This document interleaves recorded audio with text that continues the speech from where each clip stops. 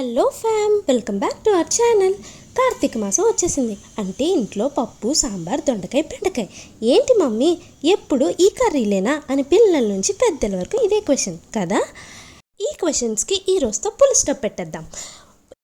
ఈరోజు మనం హెల్త్కి హెల్త్, టేస్ట్కి టేస్ట్ అయిన మకానా కర్రీని, అదేనండి తామర గింజలతో చేసే కమ్మని రుచికరమైన ఆరోగ్యకరమైన కూరని ఈజీగా ఎలా చేయాలో నేను చకచకా చెప్పేస్తాను. మీరు టక్ వినేసి ఫాలో అయిపోండి.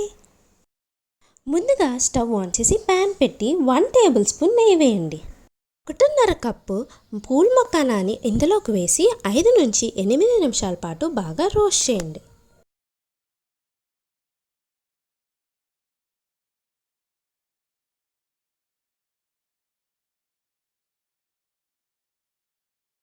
ఈ రోస్ట్ చేసిన మకానాని ప్లేట్లోకి తీసుకొని రెడీగా పక్కకు పెట్టుకోండి.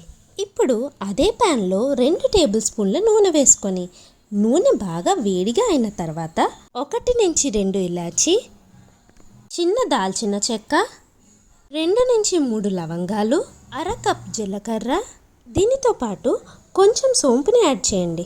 సోంపు యాడ్ చేయడం వల్ల మనం చేసే కర్రీకి మంచి ఫ్లేవర్ని అందిస్తుంది. 1 నిమిషం పాటు వీటిని బాగా వేయించండి. ఇప్పుడు ఇందులో 1/2 కప్ జీడిపప్పును వేసి గోల్డెన్ బ్రౌన్ కలర్ వచ్చినంత వరకు బాగా వేయించండి.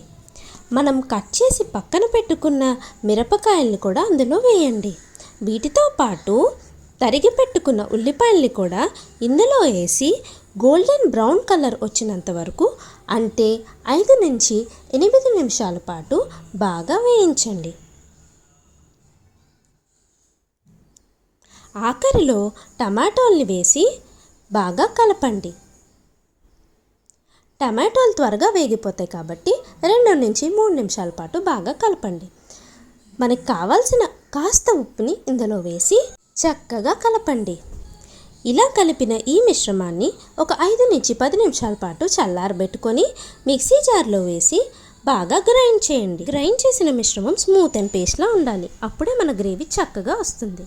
ఇప్పుడు వేరే ప్యాన్ తీసుకొని అందులో 2 టేబుల్ స్పూన్ ఆయిల్ వేసి అందులో బిర్యానీ ఆకును వేయండి, మంచి రెస్టారెంట్ ఫ్లేవర్ రావడానికి. అంతేకాకుండా తరిగి పెట్టుకున్న ఆనియన్ ముక్కల్ని కూడా వేసి గోల్డెన్ బ్రౌన్ కలర్లో వచ్చినంత వరకు వేయించండి. ఇప్పుడు మనం గ్రైండ్ చేసి పక్కన పెట్టుకున్న స్మూత్ అండ్ గ్రేవీ పేస్ట్ని అందులో వేసి 2 నుంచి 3 నిమిషాల పాటు బాగా కలపండి.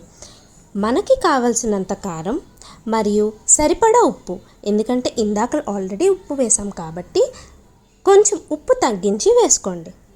వేసుకొని బాగా కలపండి.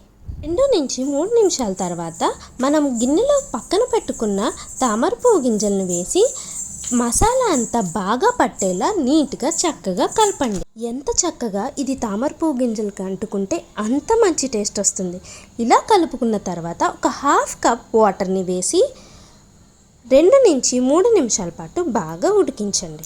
2 నుంచి 3 నిమిషాల తర్వాత ఇది బాగా ఉడికి బబుల్స్ లాగా వస్తుంది.